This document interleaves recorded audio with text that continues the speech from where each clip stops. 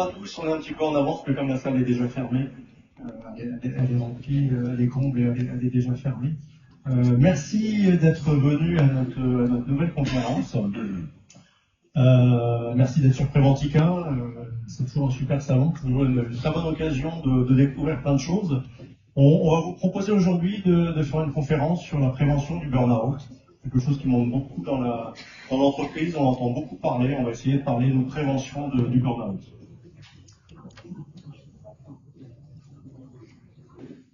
Tout d'abord, je me présente, Eric Monti, je suis le secrétaire général de la INF depuis un peu plus de 5 ans, après 25 ans dans l'industrie en tant que responsable HSE. Voilà, je suis passé dans la partie conseil après cette expérience. Et en fait, j'ai rejoint la INF. La INF, c'est une très vieille association. Ça a été créé il y a maintenant 130 ans par les industriels pour mettre en place des actions de prévention. Alors ça a d'abord été la sécurité machine, ça a été la formation avec les CACES, des choses comme ça. Et puis aujourd'hui, on a arrêté toutes les activités, je dirais, commerciales, et on continue à faire la promotion de la santé, de la sécurité et de la qualité de vie au travail. Et pour ça, on utilise toutes les opportunités pour essayer de faire partager les bonnes pratiques. On intervient au niveau d'une diffusion d'informations sur des salons, on soutient des programmes de recherche, on soutient notamment Addicted, que vous pouvez retrouver ici sur la prévention des addictions, une super plateforme, la plateforme de référence plutôt sur la prévention des addictions. On travaille également dans l'enseignement, je vous ai mis une petite plaquette sur notre prix universitaire, pour ceux qui seraient intéressés, pour vous, vos enfants, vos stagiaires. Et puis on essaye d'animer une association avec nos adhérents, avec une newsletter, avec des informations juridiques. Voilà. Et je vais donner tout de suite la parole à Astrid, que j'ai invitée aujourd'hui, et je vais vous demander de se présenter. Bonjour à tous, donc je suis Astrid Le Fur, je suis coach professionnel spécialisé en prévention et accompagnement du burn-out ou épuisement professionnel. Je suis aussi l'auteur du livre que vous voyez là en bas si vous êtes devant ou en haut si vous êtes derrière, qui s'appelle Du burn-out au burn-out, les 7 étapes vers la renaissance. Aujourd'hui, concrètement, j'interviens à différents niveaux en entreprise. J'interviens en prévention à travers des conférences à tous les salariés pour que chacun soit acteur de sa propre prévention, des formations pour les managers, les dirigeants, les RH, les CSE ou les salariés sentinelles, ceux qui se portent bénévoles pour agir sur ce sujet qu'est le burn-out, et puis des actions que l'on fait aussi quand les gens sont réellement en état d'épuisement, soit les individus, soit les équipes, à travers du coaching, donc un accompagnement des personnes et des équipes en souffrance. Et je vous en parlerai dans cette conférence aussi. Je fais aussi du coaching d'organisation, parce que vous allez voir, le burn-out ou épuisement professionnel, c'est en lien avec un système qui est défaillant. Et le coaching d'organisation, c'est accompagner le système à trouver des solutions pour éviter que les personnes s'épuisent à l'intérieur. Merci Astrid pour cette présentation. Première question, est-ce que tu peux nous définir le burn-out ? Alors, je vais vous citer Christina Maslach, une des pionnières qui a étudié le burn-out dans le système travail. C'est pour ça que je m'intéresse particulièrement à elle. Donc, ce qu'elle dit, c'est que le burn-out, c'est un état psychologique, émotionnel et physiologique résultant de l'accumulation de stresseurs variés. Donc, la cause du burn-out, c'est le stress au travail. Le stress qui dure trop longtemps et qui est trop intense. On va raccourcir ça en disant le stress chronique. Un stress ponctuel, c'est pas un problème, ça arrive à tout le monde. C'est quand il dure que cela génère un état à la fois physiologique, donc physique. Les personnes ne peuvent plus aller au travail, leur corps se détraque, c'est ce qu'elles ressentent, et ça a un impact aussi sur leur état psychologique et émotionnel. D'ailleurs, elle précise que c'est un processus graduel au cours duquel la disparité, donc l'écart entre les besoins de la personne et les exigences professionnelles s'accentuent. Donc, comme c'est un processus graduel, la bonne nouvelle, c'est que l'on ne tombe pas en burn-out du jour au lendemain.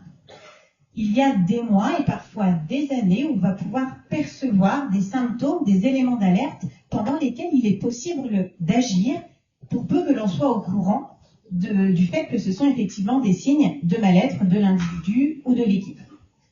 Un point clé dans ce qu'on va partager aujourd'hui, on va utiliser burn-out ou épuisement professionnel de la même façon, pour dire la même chose. J'utilise plus volontiers le mot burn-out parce que bien souvent, quand on dit épuisement professionnel à la personne qui est concernée, elle pense qu'il va suffire de se reposer, qu'elle va dormir une semaine ou deux et qu'après ça va aller mieux. Mais vous allez le voir, le burn-out, c'est une fatigue tellement intense que le repos ne suffit pas à l'endiguer. C'est pour ça que ce terme de burn-out me semble plus approprié que le mot épuisement, qui est aujourd'hui un mot de la langue courante qu'on utilise trop facilement. Avant de passer à la suite, je vois que certains prennent des photos. N'hésitez pas, surtout, bien sûr. Sachez que l'intervention est filmée et on vous enverra le replay si vous souhaitez. L'OMS a précisé en mai 2019 que le burn-out ou épuisement professionnel est un syndrome, donc c'est un ensemble de symptômes résultant d'un stress chronique au travail qui n'a pas été correctement géré. Vous allez le voir dans la suite de la présentation, puisque c'est le stress chronique au travail mal géré, entre guillemets, qui est la cause, c'est ce sur quoi, en tant qu'employeur, vous pouvez agir, les sources de stress chronique des employés. Et donc, ils avaient précisé à ce moment-là qu'on devrait utiliser le mot burn-out uniquement dans les cas où ce stress est lié au travail et non dans les cas où le stress est personnel, comme on dit, épuisement parental, maternel, il y a des épuisements sentimentaux aussi. Dans les faits de la vie courante en France, on dit burn-out parental, etc. Et on retrouve les mêmes types de symptômes. Mais c'est important de distinguer d'où vient la source de stress première et savoir quels sont les éléments, si la vie privée est juste un élément aggravant ou pas. Donc, on termine sur cette slide-là sur les définitions pour entrer ensuite sur des exemples concrets. 3 dimensions, le burn-out est caractérisé par 3 dimensions. La première, c'est celle que l'on connaît le plus souvent, celle dont je vous ai parlé tout à l'heure, cette fatigue tellement intense que le repos ne suffit pas à l'endiguer. C'est ça que vous observez chez le salarié, ou c'est ça que la personne va observer chez elle-même et qui va l'inquiéter, qui fait qu'elle va aller consulter son médecin. J'ai beau dormir, quand je me réveille, je suis toujours épuisée. Ou parfois, je ne dors plus du tout parce que je pense tellement à tout ce qui me stresse que je n'arrive plus à dormir. Donc ça, c'est le premier point. Mais bien souvent, on ignore les 2 autres points qui viennent en fait aggraver le cercle vicieux du burn-out. Le deuxième, c'est la perte d'empathie. Parce que la personne est épuisée, parce qu'elle n'a plus de ressources. Son comportement va changer et elle va commencer à avoir du mal à gérer les relations individuelles autour d'elle. Elle va devenir irritable, colérique ou cynique ou avoir tendance à s'isoler. Aujourd'hui, quand j'accompagne des personnes en entreprise, c'est en général ces 2 entrées-là. Soit on me dit, ben voilà, on a un salarié, il est épuisé, il n'y arrive plus, on voit qu'il est en état de stress, il faut faire quelque chose. Ou alors il est déjà en arrêt de travail et le médecin a dit que c'était un burn-out. Mais j'ai aussi beaucoup d'entrées par cette partie-là, et dans ce cas, le burn-out n'est souvent pas détecté. Mais on me dit, on n'en peut plus, on a un salarié qui est impossible, plus personne ne peut le voir, qu'est-ce qu'on peut faire? Et en fait, c'est un salarié qui est en état de stress. Et ça, c'est assez vicieux parce que comme cette personne devient irritable, eh bien, les personnes vont commencer à s'écarter d'elle et à ne plus lui apporter le soutien dont en fait, elle aurait besoin. Donc souvent, un salarié qui est impossible avec les autres, c'est en fait un salarié en état de stress chronique. Et le dernier, extrêmement vicieux, que les personnes épuisées souvent ignorent, c'est l'inefficacité. Le cerveau, petit à petit, commence à dysfonctionner du fait du stress chronique. Et alors que la charge de travail est importante pour cette personne qui est stressée, elle n'arrive plus à faire des tâches qui sont pourtant simples, à faire ce qu'elle faisait habituellement. Elle peut lire des mails et avoir besoin de les relire et de les relire incessamment sans réussir à comprendre ce qu'il y a à l'intérieur. Elle va commencer à commettre des erreurs, qui peut être parfois la raison de consultation. C'est à cause de toutes ces erreurs qu'on en veut maintenant. Non, en fait, toutes ces erreurs, c'était déjà la preuve d'un état de stress chronique important. Merci pour ce rappel des définitions et nous dire ce que c'est que le burn-out. On entend beaucoup parler. Moi, je vais vous rappeler un petit peu ce que c'est que la prévention. À la INF, on est spécialiste, je dirais, de la prévention. Et dans beaucoup de domaines, on met en place de la prévention, que ce soit les troubles musculo-squelettiques, les problématiques d'addiction, les RPS, etc., les produits chimiques. Et on retrouve dans une démarche de prévention 3 niveaux de démarche. Alors, je vais les reprendre avec vous. Très souvent, on rentre par la prévention, par une prévention tertiaire. C'est-à-dire que c'est une prévention, je vais le mettre ici pour pas cacher l'écran. Une prévention tertiaire, ça va s'adresser à des personnes en particulier, des personnes qu'on aura vues particulièrement affectées par des problèmes de dos, par des problèmes d'alcool, par des problèmes d'épuisement, peut-être. Et on va mettre en place de la prévention pour cette personne-là. On va commencer à s'en occuper, à l'envoyer voir le médecin, on va peut-être aménager son poste de travail. Voilà. Derrière, très souvent, on va commencer à réfléchir que cette personne-là n'est peut-être pas toute seule, peut-être qu'elle a des collègues, peut-être qu'il y a d'autres situations, certains métiers qui sont spécifiquement à risque, et on va faire une prévention secondaire dédiée particulièrement à une catégorie. Si on reprend la problématique des addictions, on va s'intéresser à toutes les personnes qui sont sur des machines dangereuses ou qui sont conducteurs de véhicules. Voilà, on va faire une prévention mais dédiée à certaines personnes. Et puis l'idéal en fait, c'est de faire de la prévention primaire, c'est-à-dire qu'on va s'adresser à l'ensemble des collaborateurs, qu'ils soient sur le terrain, dans les bureaux, qu'ils soient dirigeants, salariés, managers. On va s'adresser à tout le monde et on va réfléchir d'une manière différente en englobant la totalité des personnes. Donc moi ma question aujourd'hui, Astrid, c'est est-ce qu'on retrouve ces trois étapes? Est-ce qu'on retrouve ces trois niveaux de prévention quand on va parler de prévention du burn-out? Donc exactement, Eric, en fait, c'est vraiment la première chose qu'on s'est dit quand on s'est rencontrés ensemble, c'est de se dire, mais en fait, ce qu'on décrit pour les autres problématiques avec les trois niveaux de prévention, c'est exactement la même chose pour le burn-out ou épuisement professionnel. Donc ce qu'on va vous proposer de faire, c'est de suivre ces trois niveaux en commençant par la prévention tertiaire. On pourrait dire c'est bizarre de commencer par le 3, mais c'est bien souvent par là que ça commence en entreprise. Bien souvent, ça commence par un salarié ou une équipe en souffrance et soit une direction, soit une direction RH qui se dit, on observe qu'il y a des personnes qui ne vont pas bien. Qu'est-ce que l'on peut faire pour ces personnes-là? Et je vous décrirai des exemples juste après. Et en s'intéressant à ces personnes ou équipes en souffrance, en essayant de colmater les brèches qui sont déjà existantes, on va se rendre compte qu'en fait, il y a beaucoup plus de personnes qui sont potentiellement concernées, qu'il y a des groupes à risque. Et là, l'entreprise va étendre l'action à ces groupes à risque pour prévenir spécifiquement sur ces postes ou ces types de missions ou types de personnes à risque. Et bien souvent, cela s'étend ensuite, comme vient de l'expliquer Eric, à toute l'entreprise avec de la prévention primaire pour permettre à chacun d'être son propre préventeur et pour éviter d'avoir à s'occuper des situations qui sont déjà en souffrance. Donc c'est très souvent comme ça que ça se passe en réel. C'est-à-dire qu'on m'appelle, moi, à ce niveau-là, au moment de la prévention tertiaire, et puis après, petit à petit, on fait les autres actions. Ok, je vais trop vite. C'est bon. Donc on va suivre ce chemin. D'abord la prévention tertiaire, c'est-à-dire qu'est-ce que l'on fait quand on a un salarié ou une équipe en souffrance. En souffrance, il y a deux niveaux. Soit c'est quelqu'un qui est en état de stress chronique, qui est toujours à son poste de travail, soit c'est quelqu'un qui n'est plus à son poste de travail, qui est en arrêt pour épuisement professionnel. Et vous avez eu soit l'information, soit vous avez compris en regardant son environnement de travail que c'est en lien avec le burn-out ou l'épuisement professionnel. Donc si on a une personne qui n'est pas encore en arrêt, qui est encore sur place, vraiment la première chose à faire, et c'est l'élément le plus important de prévention, c'est ouvrir la parole, discuter avec le ou les individus concernés pour comprendre quelles sont les sources de stress chronique. Puisque c'est le stress chronique au travail qui est la cause, c'est ça la question à poser. Qu'est-ce qui se passe? Qu'est-ce qui fait que tu te retrouves dans cet état-là? À partir de cette discussion, vous pouvez mettre en place un plan d'action. Parce que aider la personne à relativiser ne change rien. Vous gagnez quelques jours, quelques semaines, éventuellement quelques mois, mais dans le fond, il faut agir sur cette source de stress chronique. Ça, c'est vraiment important.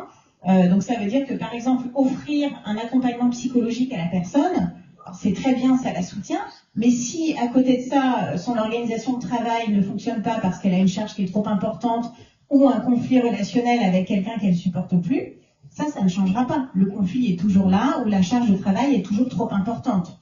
On peut faire du yoga, respirer, tout ce qu'on veut. Si on n'arrive pas à faire son travail, on se retrouve en état de mal-être. Donc la partie action, elle est vraiment essentielle et c'est souvent là que ça pêche. Ces types d'actions peuvent être, par exemple, accompagner en coaching la personne ou l'équipe, si c'est une équipe qui est en souffrance, proposer des formations sur des éléments qui seraient manquants, éventuellement réorganiser le travail, si c'est un problème d'organisation, donc par exemple entre les équipes ou l'absence de management, des choses comme ça, et proposer un suivi avec la médecine du travail. Et l'idée, c'est de suivre ces actions pour s'assurer que ça marche et d'être en mode essai-erreur. On a observé quelque chose, on essaye, et on part du principe qu'on n'est pas sûr que ça va marcher, et c'est OK. Parce qu'en partant de ce principe-là, ça nous permet de nous remettre en question et de pouvoir ajuster ce qui a été proposé. Exemple concret. Donc, je vous parle de Rémi. Rémi, dirigeant d'une PME. Rémi, donc, qui vient me voir parce qu'il a une salariée qui est arrivée en pleurant dans son bureau, et coup de chance, il est venu à une conférence sur le burn-out destinée aux dirigeants juste avant. Donc il se dit, oulala, ça me dit quelque chose, vu le comportement que je vois chez ma salariée, il y a peut-être un lien. Donc la première chose qu'il fait, c'est d'abord, il ouvre la parole avec sa salariée, il lui demande, qu'est-ce qui se passe, raconte-moi. Et donc évidemment, quand on ouvre la parole, il faut être OK avec les émotions qui arrivent. On ouvre la parole, il y a probablement des émotions, et c'est bien normal. Lui, il se sent pas très à l'aise avec tout ça, il se dit, bon, moi je peux lui offrir un café, lui taper dans le dos, mais concrètement, c'est pas facile pour moi. Donc, il va proposer qu'elle soit accompagnée en individuel. Donc, ça va commencer comme ça dans l'entreprise. Je vais faire un accompagnement individuel avec cette personne pour qu'elle puisse déposer ce qui se passe et proposer des actions concrètes en lien avec les stresseurs de l'environnement. Donc, ça permet la relation avec l'entreprise, le coaching, notamment à travers des réunions tripartites qui sont faites pour cet objectif-là. À partir de ce moment-là, il se rend compte qu'en fait, il y a toute l'équipe qui est potentiellement concernée par ces stresseurs qui sont liés notamment aux relations clients difficiles. Donc, il propose à toute l'équipe une formation, gestion des conflits avec les clients. Vous voyez, il répond aux sources de stress. Et il ouvre aussi le fait que si quelqu'un se sent mal-être, il est possible son bureau est ouvert, et deux, il est possible de demander un accompagnement individuel. Les personnes ne sont pas seules. Donc, c'est un exemple d'action à partir d'une personne en mal-être, comment un dirigeant peut mettre en place différents niveaux d'action.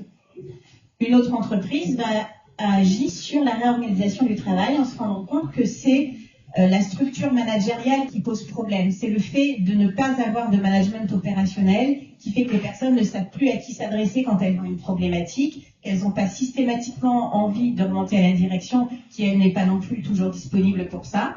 Donc, c'est réorganiser le travail dans ce cas-là qui aura été la solution. Donc vous voyez, il n'y a pas de solution toute faite. Les solutions, elles se trouvent grâce à la discussion. Donc conjointement avec le ou les salariés concernés. Exemple là d'un salarié qui est en arrêt de travail et qui prévoit de revenir. En tout cas, vous prévoyez qu'il va revenir.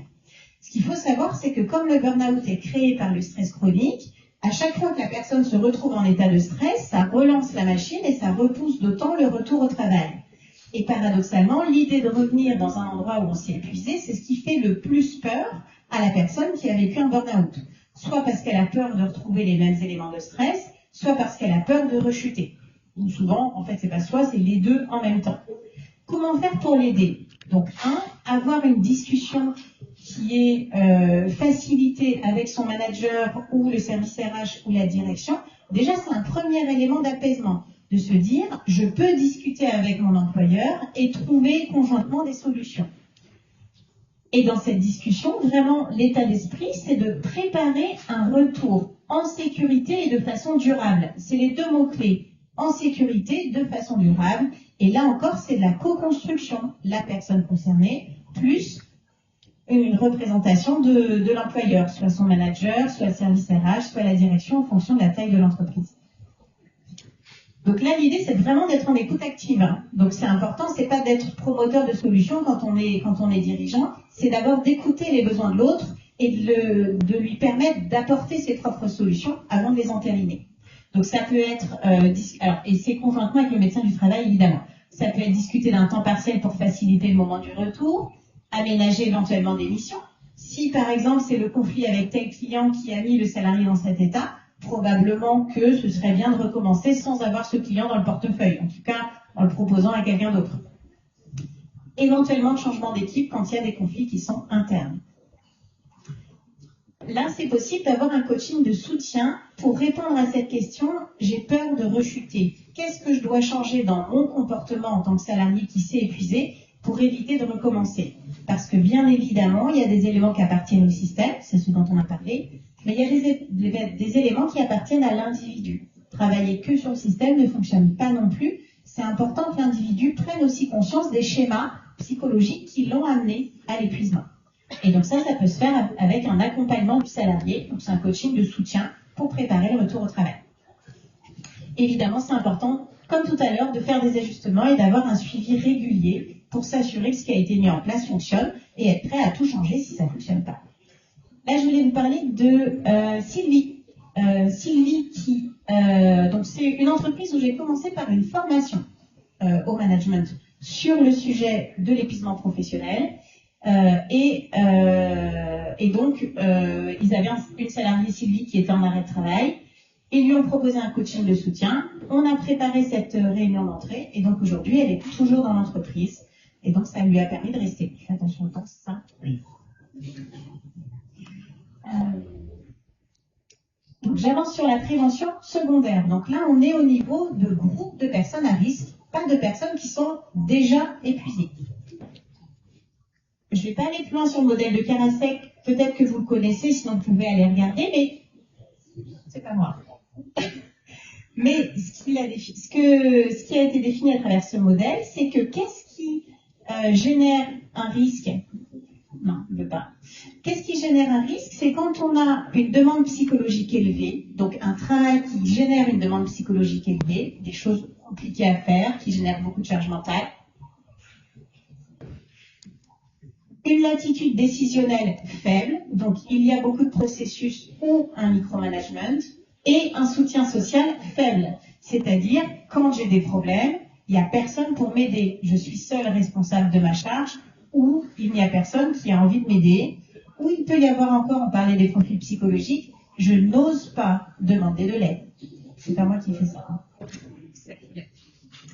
Donc l'idée, c'est d'identifier soit mission à risque, soit situation professionnelle à risque, soit profil psychologique à risque.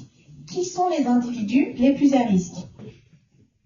Alors, vous recevrez le replay et vous recevrez aussi la newsletter entreprise de partage ton burn-out où je vous parlerai des différents profils psychologiques pour aller plus loin. On n'a que 45 minutes ensemble. Je ne vais pas le développer là, mais vous aurez les éléments par email pour pouvoir les repérer. Donc, dans les situations à risque, on retrouve par exemple les nouvelles responsabilités, les espoirs de promotion, les mobilités internes, les retours de congé maternité, les transformations de l'organisation. Donc, je vous donne un exemple. Par exemple, là, un salarié qui a été identifié par sa direction RH comme à risque. Pourquoi? Parce que c'est un salarié qui a fait une demande pour passer en statut cadre, une demande en interne de technicien à cadre. Et cette demande, après plusieurs étapes, a été refusée parce qu'il ne remplissait pas tous les critères. Donc, c'est OK de refuser quelqu'un qui ne remplit pas les critères. Par contre, il faut être conscient que c'est quelqu'un qui a fait des efforts pendant près de 2 ans pour démontrer ses compétences et qui va donc se retrouver à risque au moment où on va lui dire bravo pour tout ce que vous avez fait, nous croyons en vous, mais vous n'allez pas avoir le statut cadre. Donc, prévoir le fait que ça va être difficile et prévoir l'accompagnement dès le début, ça, par exemple, c'est une action de prévention. C'est pareil, vous transformez l'organisation, ça, c'est vraiment un des facteurs d'épuisement de beaucoup de salariés. Souvent, la direction, elle a déjà préparé la transformation, ça s'est discuté sans que les collaborateurs ne soient au courant. Et prévoir que ça va être long, toute la phase de deuil pour les collaborateurs, c'est aussi un élément important. Donc ça, c'est une situation à risque, un moment dans la vie professionnelle des personnes. Les missions à risque, c'est un poste qui est à risque. Par exemple, tous les projets transverses. Je retrouve beaucoup dans les gens que j'accompagne, des personnes qui ont des missions transverses. Vous savez, c'est ces missions où vous interagissez sur tous les éléments de l'entreprise, mais vous avez personne en management direct qui est censé faire ce que vous avez comme objectif. Par exemple, obtenir, je ne sais pas, la certification truc muche machin. Ou je sais pas, faire la transformation écologique, etc. Tous ces projets transverses sont des projets potentiellement à risque, parce qu'ils comportent un paradoxe. Je sais pas pourquoi ça clignote. Donc, qu'est-ce qu'on fait concrètement pour la prévention secondaire? En 1, on forme les RH, les managers ou des salariés sentinelles qui sont en capacité d'observer les situations à risque, les missions à risque et les profils psychologiques à risque, les individus. Quand un manager sait repérer qui sont les personnes qui vont être à risque, il va pouvoir adapter son management en fonction des situations vécues de chaque salarié. On les forme aussi pour éviter les comportements générateurs de stress chronique. Savoir quelles sont les causes liées à l'environnement de travail qui génèrent du stress chez les salariés. Donc, il y a 6 grandes causes décrites par Christina Maslach. Mais ça permet d'éviter de se retrouver dans ces schémas-là, parce qu'on en a conscience. Et enfin, accompagner les collaborateurs ou équipes qui se retrouvent comme identifiés à risque d'épuisement.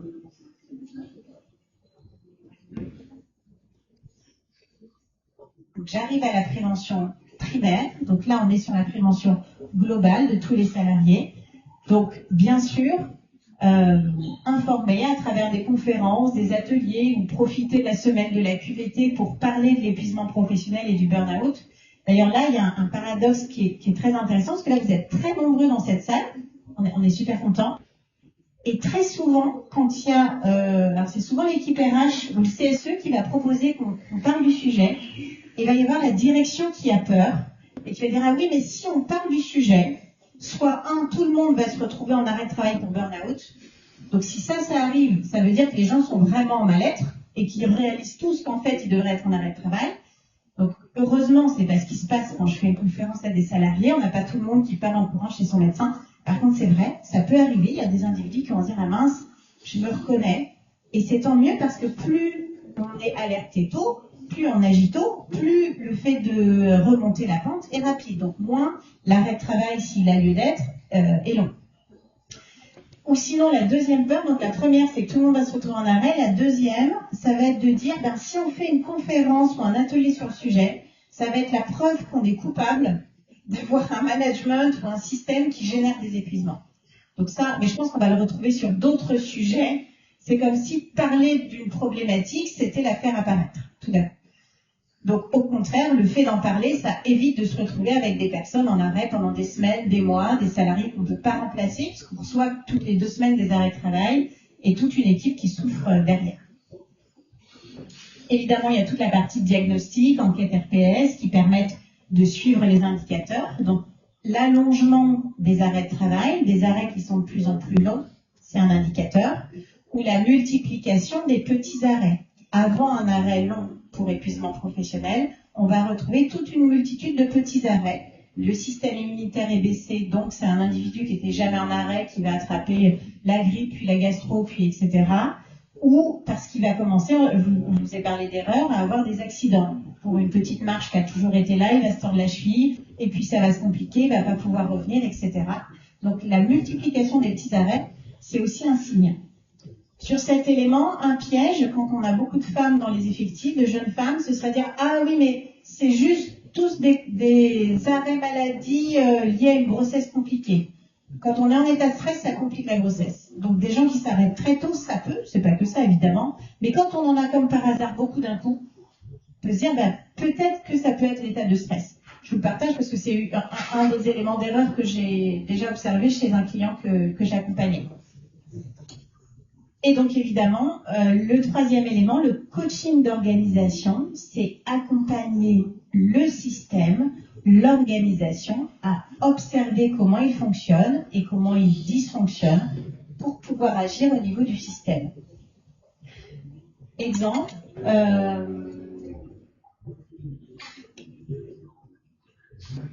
Exemple, entreprise, PME familiale, je ne sais pas si c'est celui que je vous ai partagé tout à l'heure, mais peu importe, c'est pas grave, c'est celui qui me vient là. PME familiale en transition, en train de passer de 2 associés à 2 autres associés. C'est jamais facile une transmission, surtout quand c'est une PME familiale, c'est comme mourir de donner son entreprise à quelqu'un. C'est très complexe. On se retrouve avec certains salariés qui sont en mal-être, et c'est ça au début la demande. Il y a des salariés qui vont pas bien.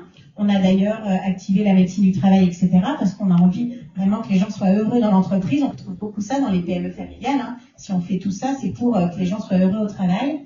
Et ils se rendent compte que finalement, toutes les difficultés qu'ils ont à transmettre, les ralentissements que ça crée, l'incertitude dans le management de passer à 2 précédents puis 2 autres, les peurs que ça génère, c'est peut-être ça la première source de stress finalement des salariés. Donc décider d'accompagner les dirigeants dans cette transition, ça s'appelle du coaching d'organisation. On remonte au niveau plus élevé et on fait des actions à différents niveaux en dessous. On remonte au niveau du système. Juste pour rajouter sur la prévention primaire, l'avantage avec la prévention primaire, on le voit, ça va concerner tout le monde et ça peut concerner en même temps tous les sujets. On n'est pas obligé de dire cette année on va faire le burn-out. Quand on fait les enquêtes, on peut s'intéresser également si la personne ressent des douleurs, on peut aller sur le terrain, voir aussi comment ça se passe pour bien comprendre les gens. Donc en fait, l'avantage de la prévention primaire, c'est que c'est les mêmes clés pour toutes les problématiques. C'est le terrain, s'intéresser aux gens, ce qu'ils font réellement, mais vraiment s'intéresser à ce qu'ils font. C'est ouvrir le dialogue, tu l'as dit tout à l'heure, c'est pas avoir peur des sujets, c'est pas en parlant qu'on crée le problème. Donc c'est vraiment en parler, pouvoir échanger sur tel ou tel sujet, que les gens se fassent confiance. Et ça, après, derrière, c'est en général une des clés qui permet à l'entreprise d'être plus performante. Alors pas uniquement sur le domaine du burn-out, mais d'être plus performante, avec des salariés plus impliqués dans leur mission, avec des arrêts, tu parlais tout à l'heure des arrêts maladie plus faibles, avec des accidents plus faibles bien sûr, avec des indicateurs RSE. Aujourd'hui on parle beaucoup de RSE. On va tout de suite améliorer. Si les gens sont plus impliqués, ils vont donner des idées, on va avoir des beaux projets dans l'entreprise, ça va se développer. Et économiquement, ça va se ressentir.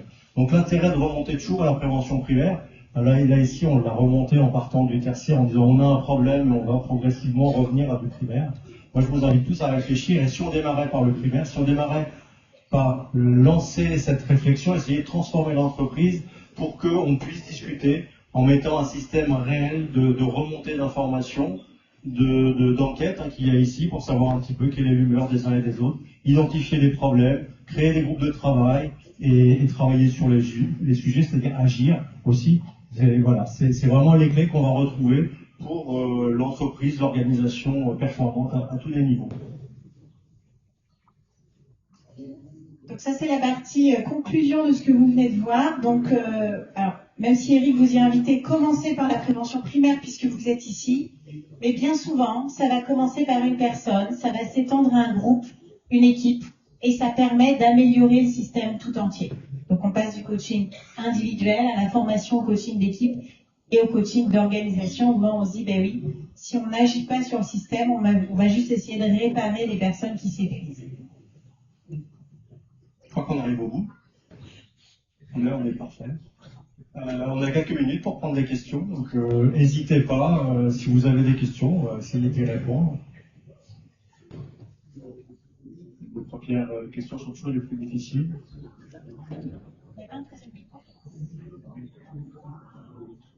Ah, si, au fond là-bas. Attends, j'y vais.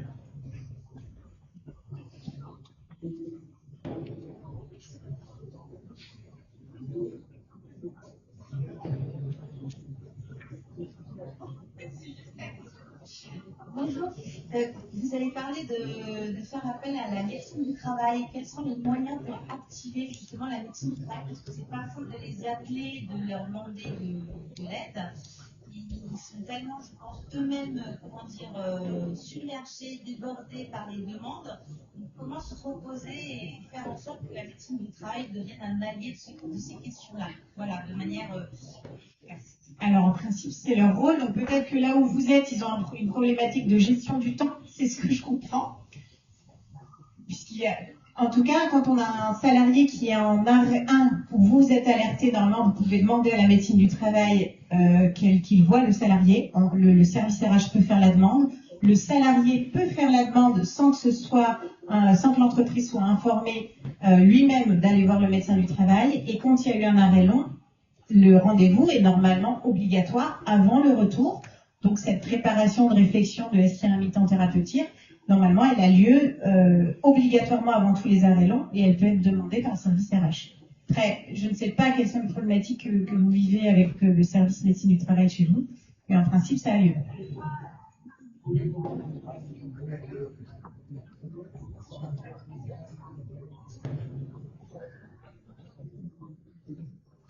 Juste qu'ils soient un partenaire justement sur cette prévention de l'épuisement professionnel, parce qu'effectivement on a les rendez-vous de pré-reprise, les rendez-vous après des arrêts maladie longs, mais là c'est déjà trop tard. Moi ce que j'aimerais c'est avoir toute la prévention justement pour éviter ces situations qui peuvent être effet boule de neige.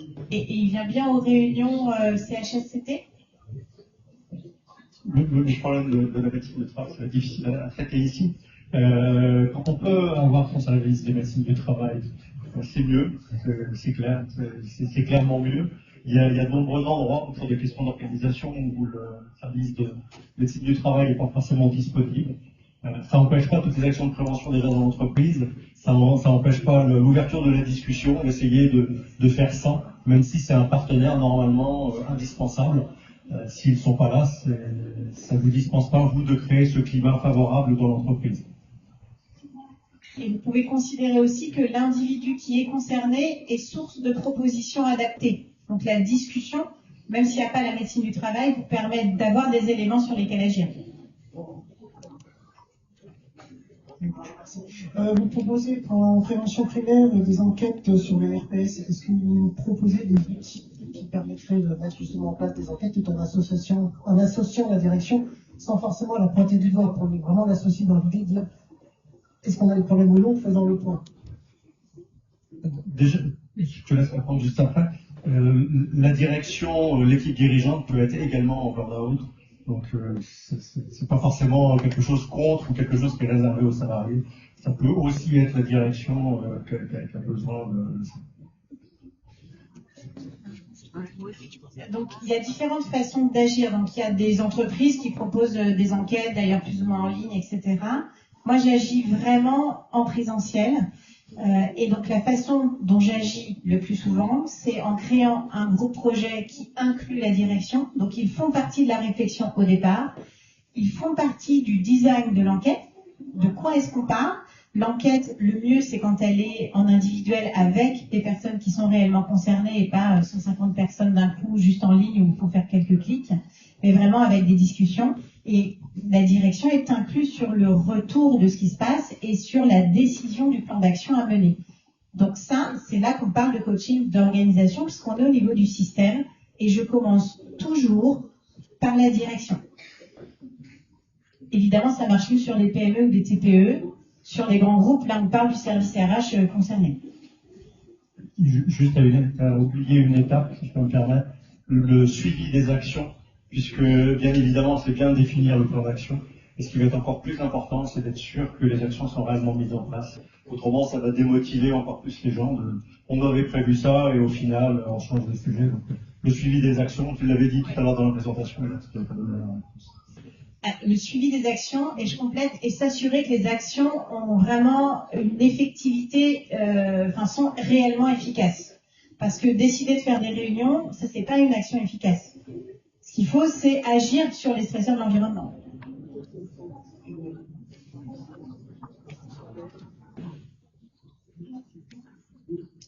Oui, bonjour. Moi, j'ai une question à vous poser parce que, vous allez agir au niveau de l'entreprise, mais comment ça se passe après quand la personne va aller à la maison? Est-ce que c'est pareil? Parce que vous disiez que le yoga suffit pas, mais vous êtes d'accord avec moi qu'on est aussi acteur quand on est confronté au burn-out. Et donc, moi, je me posais la question si l'hygiène de vie reprise par la personne, parce que bon, on sait très bien, on va être guidé par le service de santé au travail, par ce que vous faites vous, mais souvent, ce que je vois, c'est que quand les gens retournent à la maison, dans la vie, avec leur vie personnelle, familiale, avec les enfants, qu'est-ce qu'ils font?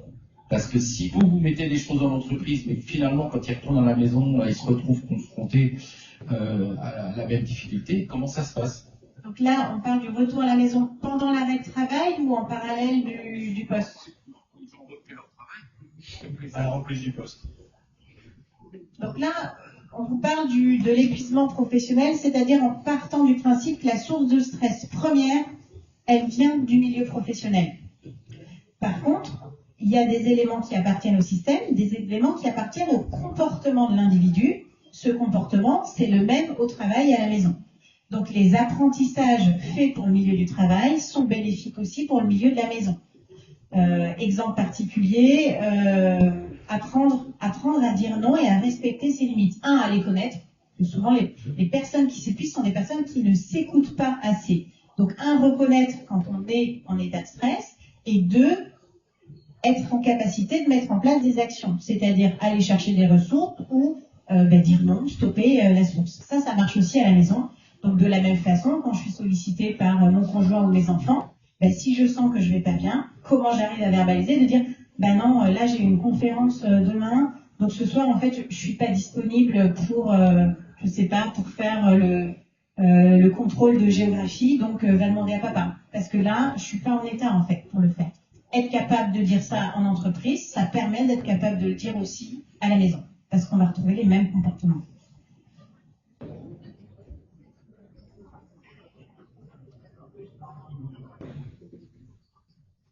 Bonsoir, juste une question en fait. Je suis de la Martinique.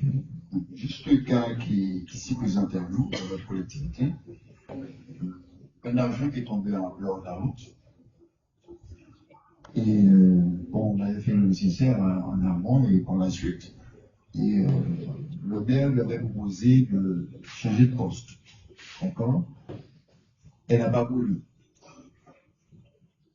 Et alors la question que je vais vous poser, est-ce qu'il nous appartient de continuer à aider cette personne, puisqu'elle ne veut pas du tout retourner dans la collectivité?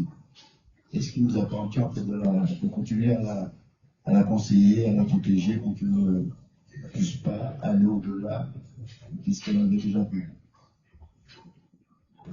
Alors, est-ce que la question c'est, est-ce qu'on doit tout faire pour l'empêcher de partir? Oui. Moi, je laisse toujours l'individu responsable de ses choix. Si la personne vous dit, ou me dit, ou vous dit au médecin du travail, je ne peux pas y retourner, la personne ne peut pas y retourner. Et même si ça vous semble non protecteur pour cette personne, qui peut-être est fonctionnaire, et que si elle part, elle aura des conditions peut-être moins favorables pour elle, et que ça vous semble dangereux, c'est le choix de l'individu, en toute connaissance de cause. Par contre, il y a le bon moment pour le faire. Quand on est en état de stress chronique, là je ne vous ai pas parlé des 7 étapes du burn-out qui est le fondement de mon livre, il y a une phase où on est en phase de décompression, où on a des idées noires et où on ne voit aucune solution. Ça n'est pas le moment de prendre ce type de décision. Donc il faut être dans un bon état psychologique avant de décider de ne pas retourner et de trouver un moyen de quitter l'entreprise, quel qu'il soit, que ce soit un licenciement pour inaptitude, une rupture conventionnelle ou une démission. Il y a une notion qu'on n'a pas abordée, c'est la notion d'alignement entre la personne privée et la personne professionnelle.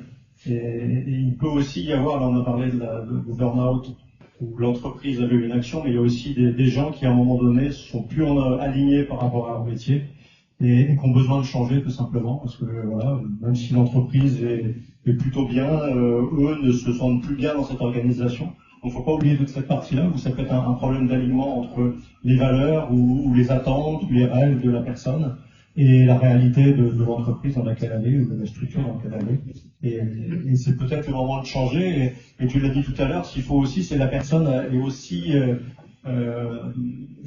capable de proposer elle-même les solutions. Donc c'est aussi à elle de savoir ce qui est bon pour elle, de savoir ce qu'elle a vraiment besoin, de faire ce travail sur elle dessus, et à l'entreprise, à la structure, à l'organisation de laisser le faire dans les bonnes conditions. On n'est pas là pour dire que tout est professionnel. Une dernière question peut-être? Je ne sais pas si on va ça.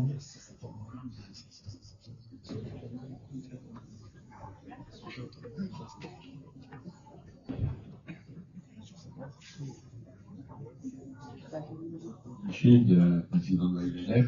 J'avais quand même une question. Comment vous faites la différence entre effectivement burn-out et dépression personnelle, je dirais, et parce que et également au niveau d'une entreprise, le gros problème d'un manager ou même d'un RH, c'est de savoir faire la différence et de savoir est-ce que la personne finalement parle d'un burn-out parce que finalement elle recherche une cause à sa dépression et puis finalement elle trouve la meilleure solution. Comme par exemple, on a eu le cas dans le temps avec le Télécom, avec Renault, le technique centre Renault par exemple. Donc la personne peut avoir une dépression puis ensuite dire bon de toute façon c'est la faute de l'entreprise. Et donc comment l'entreprise elle peut vraiment s'assurer que c'est bien dû à ses conditions de travail. Alors, je réponds d'abord pas au niveau de l'entreprise, parce que je pense que c'est pas. Enfin, d'abord répondons au niveau médical. Hormonalement, c'est pas la même chose. Un burn-out, la cause c'est le stress chronique. On a un pic de plein d'hormones, mais dont le cortisol, qui va chuter à un moment, qui est le moment où la personne ne peut plus aller au travail. On ne remarque pas ça dans le cas de la dépression. Évidemment, l'employeur, il ne monitore pas en temps réel les hormones de ses salariés, donc il ne peut pas voir ça. D'ailleurs, même le médecin traitant ne le monitore pas en temps réel, donc ça, c'est de la recherche. C'est pas des éléments qu'on peut utiliser. Par contre, quand on observe la personne, une personne déprimée va avoir toutes les sphères de sa vie qui vont s'écrouler en même temps, et elle va plutôt avoir un regard qui est noir et tourné contre elle-même. L'image que j'utilise, c'est que c'est une personne qui se sent coupable et qui est triste, nostalgique, un coupable triste. Une personne en burn-out va être une victime en colère. Il y a cette énergie de la colère, de pointer du doigt toutes les causes, et parfois les individus ou le système qui l'ont mené à cet endroit-là. Donc ça, en termes relationnels, c'est ce qu'on peut percevoir. Dans les formations que je fais, notamment aux managers ou aux RH, il y a un exercice où ils ont des textes de personnes qui parlent et ils doivent discriminer, est-ce que ça c'est un burn-out, est-ce que c'est une dépression, et puis j'ai même séparé les différents types de burn, est-ce que c'est un bore-out, ce dont tu parlais, un burn-out lié à la rupture du sens ou des valeurs, ou un bore-out, un burn-out lié au fait d'être en sous-charge, de ne plus se sentir utile au travail. Donc il y a des éléments dans le verbatim de la personne quand elle parle, et dans l'émotion qui est générée, qui nous permet, quand on est à l'écoute, de pouvoir le discriminer, si on enlève la partie médicale médecin.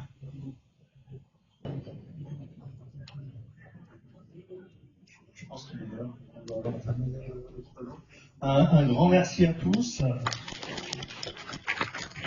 Merci pour les applaudissements. Si vous voulez, on peut continuer à échanger ici ou à la sortie de la zone. Et puis, on vous enverra de toute façon les replays. Astrid vous enverra les comptes rendus également. N'hésitez pas. Voilà. Très bon salon à vous et à très bientôt. Merci à tous.